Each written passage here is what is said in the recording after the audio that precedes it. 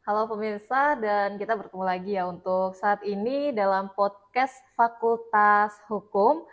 Untuk hukum berbicara, kita akan ada penyuluhan hukum pentingnya perjanjian secara tertulis, dan yang menjadi narasumber saat ini sudah bersama saya. Ini adalah Sekjur atau Sekretaris Jurusan Ilmu Hukum Fakultas Hukum di Universitas Musamus Merauke. Ada Ibu Putri Eninda Suradinata SHMH. Selamat malam. Malam, Mbak. Baik, Iya. kayaknya saya panggil Kak aja ya daripada Bu ya. Boleh biar awet muda. Oke, siap. Baik, nah pemirsa, saat ini kita akan mengajak kalian untuk lebih melek tentang hukum dan secara khusus ini tentang perjanjian secara tertulis ya Kak, atau Iya, kalau dikenal tuh biasanya kontrak gitu iya. ya, Mm-mm. bukan pegawai kontrak ya. Ini kita bicara tentang perjanjian secara tertulis. Jadi untuk perjanjian secara tertulis ini Kak, mungkin pertama nih boleh dijelaskan bentuk perjanjian tertulis itu tuh seperti apa, dan kemudian apa saja nih yang menggunakan perjanjian tertulis atau perjanjian kontrak kerja ataupun kontrak usaha atau apa nih Kak? Silahkan. Oke, baik. Eh, Selamat malam ya buat kita semua, terutama warga atau masyarakat Merauke. Di sini senang sekali kita coba membahas sedikit ya. Memang kadang-kadang orang tidak merasa penting bahwa apa sih surat perjanjian gitu kan. Buat apa sih surat perjanjian gitu. Ya. Seberapa penting sih surat perjanjian ini? Karena sebenarnya ada bentuk dari surat perjanjian itu atau bentuk dari perjanjian itu sebenarnya ada dua macam, ada secara lisan ataupun secara tertulis gitu. Dan bahwasannya banyak orang yang menggunakan itu sehari-hari atau dalam usaha ataupun apapun itu lebih banyak secara lisan. Padahal kalau mau dibilang kalau secara lisan berarti tidak kuat secara hukumnya gitu. Nah disinilah makanya kita coba mengarahkan atau menyarankan sebaiknya perjanjian itu dilakukan secara tertulis. Supaya apa? Supaya kuat secara hukumnya. Bila mana terjadi resiko atau terjadi sesuatu yang tidak diinginkan, maka surat perjanjian itu menjadi satu alat bukti gitu loh, bahwa ada nih perjanjian secara tertulis yang dilakukan oleh para pihak, dan apa-apa saja yang tercantum di dalam suatu perjanjian tersebut dan berupa sanksi-sanksinya apa di dalam surat perjanjian itu jelas. Tapi kalau hanya sekedar secara lisan, sah nggak secara lisan orang melakukan suatu perjanjian? Sah juga sebenarnya gitu. Tapi apakah kuat untuk secara hukumnya? Tidak kuat.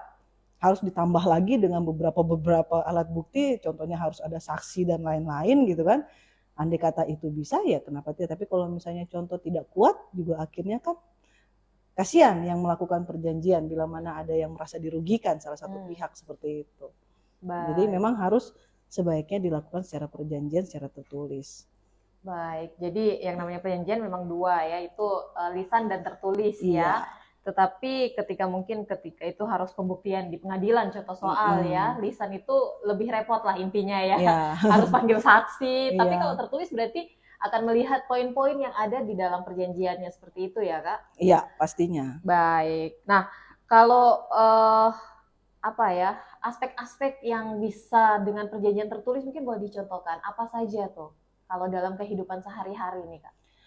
Kalau perjanjian secara tertulis itu sebenarnya kita sebagai manusia ya, sebagai manusia makhluk hidup ini banyak hal yang dikerjakan gitu kan, dan banyak hal yang dilakukan. Nah, kita bukan manusia yang hidup sendirian di dunia gitu, kita pasti hidup dengan orang lain gitu. Dan bila mana kita melakukan sesuatu itu pasti ada para pihak, ya kan. Nah sekarang kalau contoh aja perjanjian sewa menyewa, perjanjian hutang piutang misalnya, atau perjanjian jual beli misalnya, atau perjanjian kerja, tenaga kerja misalnya, itu juga semua hal adalah perlu adanya suatu perjanjian gitu. Karena kenapa? Karena perjanjian itu ada kedua belah pihak nih. Kedua belah pihak yang memiliki hak dan kewajiban. Kalau misalnya kita tidak melakukan dengan surat perjanjian, maka hak dan kewajiban ini bisa jadi nggak bisa dilaksanakan dengan baik seperti itu. Baik, jadi memang banyak aspek ya, apalagi kalau yang namanya hidup ketika sudah sama orang lain nih berarti Nah, biasanya ceritanya agak beda iya ya. ya, Kalau sama diri sendiri kemudian tidak tertulis itu mungkin biasa ya, kita iya, melanggar sendiri, tetapi sudah melibatkan orang lain kalau mau kuat secara hukum harus punya tertulis ya. iya, Nah, mungkin kita ambil yang saat ini kalau yang kita lihat kenyataannya ya di masyarakat Kota Merauke atau Kabupaten Merauke ini yang paling tidak banyak ada perjanjiannya kalau kontrak usaha itu ruko atau dan sebagainya itu biasanya sudah iya, dikontrakkan secara tertulis ya, iya. tetapi saat ini namanya rumah sewa di Merauke ini cukup berjamur ya. Oh banyak sekali, Berjamur ya banyak banyak sekali. sekali ya. Depan belakang rumah kita pasti rata-rata punya Udah rumah sewa rumah, ya. Di punya Unmus rumah saja sewa. udah ya, Ya, yang udah bekas punya dari Wisma, pos. udah Benar. punya Wisma Unmus. Udah punya Wisma Unmus. Jadi memang ini banyak sekali. Itu artinya banyak pemilik dan kalau misalnya satu orang saja nih, dia punya 10 pintu ya, gitu kan. Dikalikan 100 orang nih berarti sudah banyak yang apa ya, sebagai seorang pemilik dan penyewa. Iya, Nah, ini berarti sangat penting untuk kita harus membuat perjanjian ya, tetapi iya, kayaknya selama ini disepelekan nih Kak. Ini kenyataannya iya, ya. iya Kalau betul, yang namanya betul. rumah sewa itu saya yakin saat ini banyak pemilik ataupun juga penyewanya tuh yang tidak menggunakan tertulis. Hanya yang penting bulanannya lancar gitu. Iya, secara lisan aja yang penting Iya, lancar gitu kan. benar. Jadi secara lisan paling saya mau lihat rumah sewa, lihat harganya berapa ya kan. Kemudian secara lisan aja dikasih tahu harganya segini, tanggal jatuh temponya segini ya Iya. kan. Nah, tapi ya itu salah satunya tanggal jatuh tempo ini kadang lewat Nah, nih, itu penting banget. ya kan? Harus ada dalam surat Dalam perjanjian. surat perjanjian. Nah, untuk itu mungkin boleh dikasih tahu nih Kak, karena sebenarnya kalau saya sebagai yang awam berpikir kayaknya repot nih. Ini kalau namanya bikin surat perjanjian itu berarti mungkin apa ya hanya untuk menolong si pemilik rumah gitu kan. Nah, mungkin boleh dijelaskan. Bolehkah saya berpikir seperti itu ataukah sebenarnya secara tertulis ini apa saja yang bisa tertuang nih dan ini nih untuk siapa atau haknya siapa nih? Oke. Jadi kalau kita mengacu pada pasal 1320 KUH Perdata atau BW ya, sebenarnya kalau syarat sahnya perjanjian. Jadi kalau kita mau melakukan suatu perjanjian itu kan kita harus mengacu pada sahnya perjanjian dulu nih.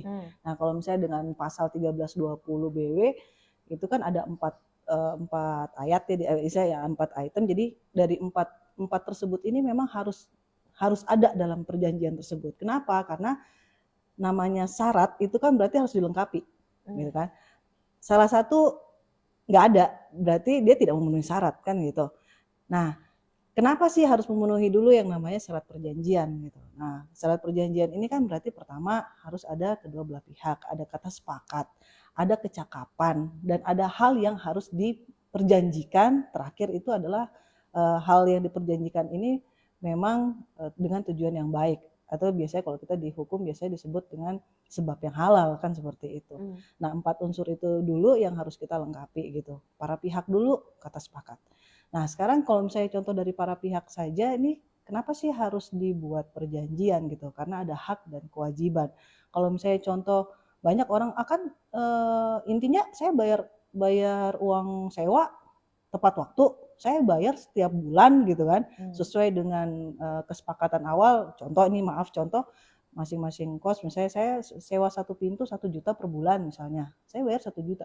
Tapi pernah nggak berpikiran bahwa suatu saat akan terjadi yang namanya kelalaian atau misalnya tidak memenuhi tanggung jawab. Jadi batas waktu pembayaran jatuh temponya lewat atau tidak membayar sesuai dengan yang diperjanjikan, misalnya nominalnya adalah 1 juta, itu pun juga sebenarnya sudah masuk dalam one prestasi kalau dalam perjanjian. Jadi ada istilah yang namanya one prestasi kalau di dalam perjanjian itu, yaitu adalah tidak memenuhi kewajiban. Nah, memenuhi kewajiban ini juga sebenarnya bukan cuma dari salah satu pihak gitu, dari salah satu pihak, karena memenuhi kewajiban ini adalah dua orang, para pihak yang melakukan perjanjian. Banyak hal kadang orang biasanya kan lebih ya udah karena saya percaya sama kamu gitu kan. Jadi istilahnya udah karena saya percaya sama kamu, udah kita lakukan perjanjian. Oke, kita langsung sewa, langsung bayar, langsung masuk kan gitu. Tapi kadang-kadang nanti setelah berjalannya waktu di belakang-belakang ada masalah kan gitu. Entah itu apapun pasti ada aja, namanya manusia ya, kadang ada lalai-lalainya, itu jadi masalah baru. Ya, entah masalah pembayaran atau tidak. Nah, kalau misalnya kita masalah pembayaran berarti kan biasanya dari yang si penyewa ini kepada si pemilik sewa kan gitu. kewajiban si penyewa tidak melakukan pembayaran, berarti dia udah mulai lalai di sini. Nah, tapi sebenarnya juga dari misalnya contoh dia adalah si penyewa, bisa nggak juga istilahnya menganggap bahwa si pemilik juga lalai? Bisa juga. Karena contoh, kalau misalnya tidak melakukan membuat surat perjanjian secara tertulis, tidak dituangkan di dalam surat perjanjian, berarti kan kurang kuat nih. Andai kata dalam surat perjanjian dituangkan di situ mengenai tanggung jawab perbaikan, misalnya. Kan ada tuh kadang-kadang masuk orang, tiba-tiba mungkin toiletnya rusak, kan gitu. Ya. Atau ledeng-ledeng deh, pompa air deh. Kan punya pompa air biasanya. Pompa air rusak, nah siapa nih yang bertanggung jawab untuk memperbaiki pompa air? Apakah si pemilik sewanya atau si penyewanya yang memperbaiki pompanya? Kan gitu. Ya. Nah, andai kata misalnya dalam surat perjanjian jelas tertulis dari awal, disepakati dari awal bahwa bila mana terjadi kerusakan pompa air, karena istilahnya mungkin pompa air satu tapi dipakai untuk dua pintu atau 5 pintu, misalnya kan biasa seperti itu. Berarti apakah si 5 pintu ini, si penyewa ini yang bertanggung jawab memperbaiki pompa ini gitu, atau si pemilik rumahnya? Andai kata surat perjanjiannya adalah si pemilik rumahnya, berarti kan harusnya pemilik rumah yang memperbaiki pompa air, kan gitu. Ya. Nah, tapi kalau misalnya contoh nggak ada surat perjanjian, bisa jadi adalah udah kamu aja, enggak, kamu yang pakai, kamu yang perbaiki. Ah, ini kan punya kamu, punya ibu yang punya rumah, udah ibu aja yang perbaiki, saya nggak punya duit nih buat perbaiki. Ya. Akhirnya saling menyalahkan kan gitu. Tapi kalau misalnya ada surat perjanjian lebih kuat di situ. Andai kata seperti itu contohnya, berarti kelalaian bukan hanya dari si penyewa saja, tapi kelalaian juga bisa dari si pemilik sewanya. Gitu. Nah, jadi intinya surat perjanjian ini untuk melindungi baik pemilik ataupun penyewa ya. Nah, tadi aspek-aspek yang dijelaskan ada beberapa ya Kak, berdasarkan dengan pasal 1320 BW-nya, tapi dikatakan bahwa yang penting intinya ada kata sepakat dulu. Iya. Kadang-kala nih sering terjadi juga ya, tidak dibaca satu, ya, atau dibaca terus ditandatangani saja, nanti ke belakang saya sebenarnya tidak setuju sih, tapi daripada repot tanda tangan saja. Nah, ini mungkin boleh dijelaskan nih Kak, kemudian nanti apakah akan memberatkan atau akan seperti apa nih? Ya pastinya. Jadi kalau misalnya dalam surat perjanjian itu kan pertama ada kata sepakat. Kata sepakat itu dibuktikan dengan apa? Dibuktikan dengan tanda tangan. Bila mana sudah dibuatkan surat perjanjian secara tertulis, berarti kata sepakat itu berarti ditandai dengan tanda tangan para pihak, kan gitu. Mau dia membaca atau dia tidak membaca, para pihak telah menandatangani berarti sudah menyatakan bahwa dia sepakat, kan gitu. Andai kata suatu saat, ya habis saya buru-buru waktu itu, jadi tanda tangan aja udah daripada repot. Salah siapa? Salah lu apa salah gue? Kan gitu kan. Nah itu kan juga, lah siapa suruh gak baca, kan gitu. Nah padahal di dalam sini sudah tertera, ini loh yang harus ini loh haknya. Haknya pihak pertama sebagai pemilik, hak pihak kedua sebagai penyewa. Punya apa aja. Nah kewajibannya apa? Itu juga kan tertera di dalam. Karena dalam surat perjanjian itu yang paling penting sebenarnya apa? Yang paling penting itu adalah pertama para pihak ada, kedua apa yang diperjanjikan, gitu loh. Apa yang diperjanjikan, berapa nominalnya, kan gitu. Itu paling penting. Kalau misalnya kita berbicara mengenai sewa menyewa ya, nominal itu penting. Karena masalahnya duit nih, ya kan. Duit ini memang bukan segala-galanya, tapi segalanya pakai duit kan gitu. Orang nanti bisa saling cekcok cuman gara-gara kurang 1.000-2.000 bayar uang sewa kan gitu. Terus di situ lagi harus ada istilahnya dalam surat perjanjian itu ada tertera inventaris yang digunakan. Kadang-kadang kan mungkin penyewa ini contoh kita bikin yang contoh yang paling simpel aja, rumah kos deh. Gak usah rumah sewa, kamar kos. Kamar kos itu kan paling rata-rata ada lemari, ada tempat tidur, ya kan, ada meja misalnya. Di situ dicantumin apa aja yang tertera, dalam kondisi yang seperti apa inventarisnya, apakah dalam kondisi yang rusak atau dalam kondisi yang baik.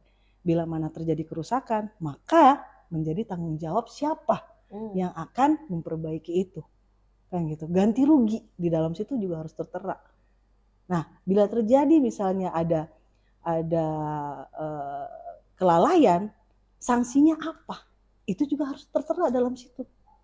gitu. Sanksi itu penting supaya apa? Satu, sanksi itu istilahnya untuk apa ya, warning, sebenarnya warning awal kan gitu toh. Ya. Ternyata warning supaya orangnya juga yang menggunakan lebih hati-hati kan gitu. Dan yang kedua, bila mana memang dia harus bila mana memang dia terjadi kelalaian atau kerusakan, berarti apa yang harus diperbaiki, apa yang harus menjadi tanggung jawabnya dia, apakah ganti rugi dan sebagainya, itu harus dicantum. Nah, dan tidak kalah pentingnya juga rangkap 2 nih. Surat perjanjian tuh harus dibikin rangkap 2. Jangan sampai kadang-kadang orang ya udah tanda tangan, udah kembalian. Si pemilik pegang, kadang-kadang Ya. ada gitu, tapi si penyewa nggak Nggak megang. pegang. Jadi si penyewa juga nggak tahu benar sebenarnya apa yang diperjanjikan. Ini juga bahaya gitu loh. Jadi para pihak pun harus memegang rangkapannya, salinannya, supaya saling tahu hak dan kewajiban masing-masing. Oke, menarik ya. Iya. Jadi banyak hal yang harus tertuang di dalam situ dan yang Banyak terpenting sekali. salah satunya sanksi ya. Kan jangan sampai Ya. mungkin sudah perjanjian nih, wah ini hak pemilik, ini hak penyewa, ini bayarannya seperti ini, tapi sanksi nggak diisi nih, ya kan? Iya. Besok-besok kalau masalah mungkin bisa aja contoh soal ada yang rusak nih, ya kan? Nggak disanksi nih, jadi suka-suka saya Ya mau udah ganti apa enggak gitu. ya kan? Iya. Nah, Oke. itu harus banget dicantumin sanksinya gitu. Baik, nah mungkin tadi yang dicontohkan dari Kak Putri juga yaitu kamar kos nih, apalagi mungkin banyak yang tidak peduli karena kebanyakan kalau kamar kos mungkin adik-adik usia sekolah ya, entah itu yang mungkin dia dari SMA atau mungkin sudah kuliah, tetapi mereka biasanya tidak peduli. Yang penting saya dapat cari kamar aja sudah susah nih, Ya. nggak usah pakai perjanjian, penting masuk aja. Padahal mungkin tadi contoh soal ya, mungkin kamarnya 5, WC-nya bersama-sama. Nah, soal kebersihan nih, ini kan siapa juga yang ini, apakah itu tanggung jawab pemilik kos untuk memperkerjakan orang gitu ya. Itu semua pokoknya intinya bisa dimasukkan dan harusnya sih kita pribadi yang sadar ya kan itu ya. Iya. Baik, nah tapi kalau dijelaskan berarti memang cukup banyak hal yang harus tertuang di dalam perjanjian tertulis ini, apalagi contoh soal rumah sewa. Mungkin seperti yang saya jelaskan di awal ya, karena namanya rumah sewa di Merauke saat ini menjamur.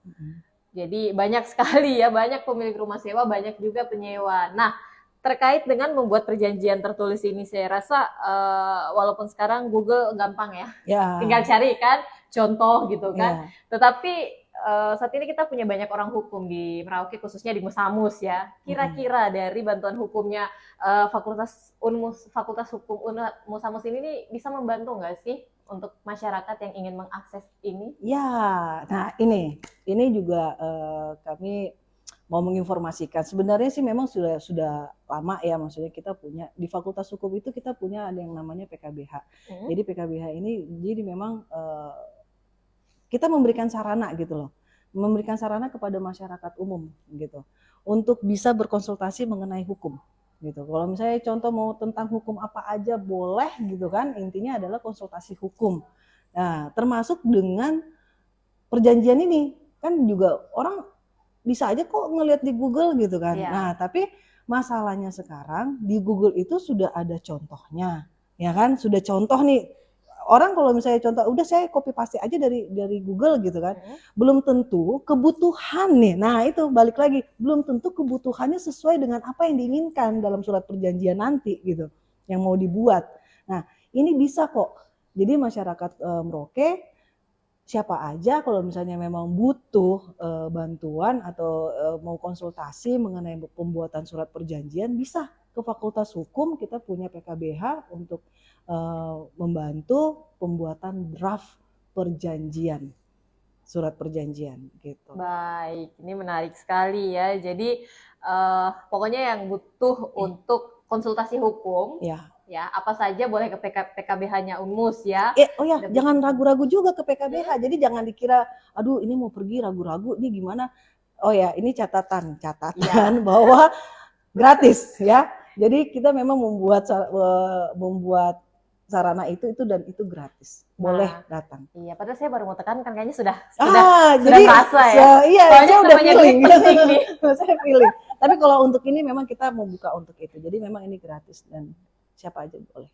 Baik, nah jadi mungkin yang saat ini intinya butuh pendampingan hukum apa saja, atau mungkin yang saat ini pemilik rumah sewa ataupun penyewa rumah sewa ya yang ingin tahu lebih lanjut tentang perjanjian tertulis ya untuk sewa menyewa nih seperti apa, pastinya boleh ke PKBH Unmus. Boleh tanya mulai dari satpam ya, tempatnya di Langsung mana nih gitu kan. Fakultas Hukum di mana ya, Iya, PKBH-nya di mana, PKBH-nya tuh bisa. yang mana gitu. Soalnya ya ampun, ternyata cukup membingungkan kalau masuk ke Musamus saking banyaknya gedung Ya, ya. luas banget Luas nih, banget soalnya. takut nyasar. Takut nyasar, ntar nyasarnya tiba-tiba udah sampai Wisma lagi Bu di Oh belakang iya, sana ya. langsung bikin surat perjanjian di Wisma. Langsung tinggal. Oke. Tinggal di sana. Baik, ini menarik sekali ya karena untuk sore ini mendapat edukasi ataupun kita bisa meningkatkan kepedulian untuk membuat suatu kontrak atau perjanjian tertulis ya. Iya. Yang dikenalin kontrak aja gitu. Nah, jadi tadi sudah dijelaskan sama Kak Putri, memang cukup banyak yang harus tertuang di dalam perjanjian tertulis dan jangan sampai ada yang terlewat. Baiknya seperti itu ya. Walaupun secara lisan juga itu benar dan bisa, tapi lebih repot intinya ketika mungkin ada masalah terjadi suatu saat ya. Baik, nah dan juga sudah dijelaskan bahwa untuk masyarakat Merauke yang butuh konsultasi hukum boleh langsung ke PKBH dari Universitas Musamus yang pastinya akan dilayani dengan baik dengan orang-orang hukum di sini ya. Keren-keren, ramah-ramah. Iya. Thank you. Baik. Nah, jadi terima kasih banyak Kak Putri untuk penjelasannya ya, menarik sekali nih. Waduh, tapi saya ingin tahu nih, kalau sejauh ini apakah sudah cukup banyak nih masyarakat yang familiar dan kemudian datang ke PKBH untuk menerima konsultasi hukum nih? Oh iya, jadi sejak ada PKBH di Fakultas Hukum itu memang saya lihat kan ada pengelolanya kan gitu. Ada sudah beberapa orang datang ke kami untuk konsultasi dan alhamdulillah maksudnya ya namanya kita kan membuka untuk masyarakat konsultasi. Nah, masalah konsultasi ini kan sebenarnya adalah lebih ke arah saran kan gitu. Baiknya seperti apa. Itu sudah ada beberapa. Jadi alhamdulillah ya semoga dengan ada PKBH bisa membantu masyarakat banyak. Gitu. Baik, ya niatnya mulia sekali ya. Tetapi kembali lagi yang harus ditekankan adalah tidak dipungut biaya alias gratis. Ya. Seperti itu ya untuk yang ingin konsultasi makanya hukum ke PKBH aja. Kalau ke PKBH di sini gratis. Baik, iya. Untuk itu terima kasih banyak Kak Putri. Semoga kita bisa ketemu lagi untuk hukum berbicara dalam podcast Fakultas Hukum Universitas Musamus ya. Dan pastinya untuk masyarakat Merauke semoga ini menjadi edukasi dan informasi yang baik untuk Anda ya. Dan kembali lagi untuk yang ingin mendapatkan konsultasi hukum boleh langsung ke PKBH dari Fakultas Hukum di Universitas Musamus. Saya Violeta pamit bersama dengan Kak Putri. Sampai jumpa lagi di lain kesempatan dan selamat malam. Selamat malam.